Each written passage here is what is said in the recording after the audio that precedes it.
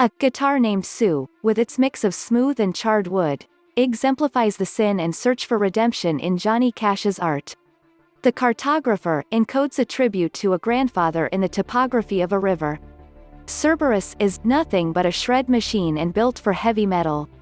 The three axes are just a sampling of the many influences that industrial design students at Auburn University brought to a senior design project that challenged them to conceive and build one-of-a-kind electric guitars.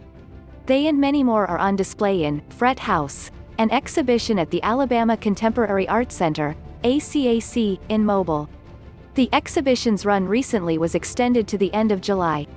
That's only fitting, because it was a long time coming. Elizabet Elliott, executive director and curator at ACAC, said the Art Center was working with Auburn to show a similar exhibition back in 2020, only to have the COVID-19 pandemic put things on ice. "We had a plan, and it went out the window," she said. "COVID came along and it was in the spring semester, so it really just shut us down," said Professor of Industrial Design Rich Britnell. "You know, you have to be in the shop. It just didn't happen." Britnell said the guitar project had its genesis in a drawing class he teaches. Given free rein, he said, students like to come up with design studies for cars, furniture and guitars.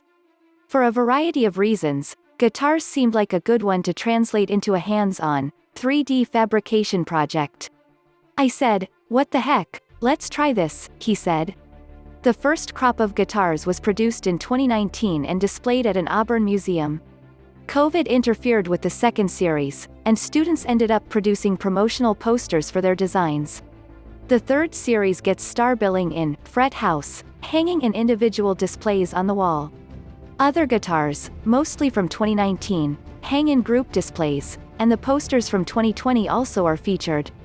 It's a lot of guitars. But what strikes the viewer isn't the number. It's the variety. Looking past the range shapes, finishing techniques and unconventional features, one finds an ambitious variety of manufacturing techniques: laser cutting, waterjet cutting, 3D printing, steam bending. These guys haven't been out in industry with an engineer telling them no, you can't do it like that, Britnell said.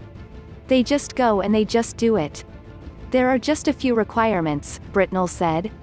The guitars have to work. They have to look good.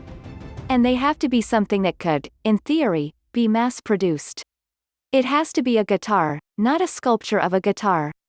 Helping with the practical side of things is Professor in Practice Keith Medley, a luthier whose experience includes work for one of the major American guitar makers.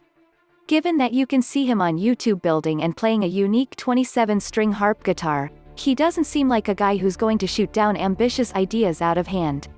There are constraints to everything, Medley said.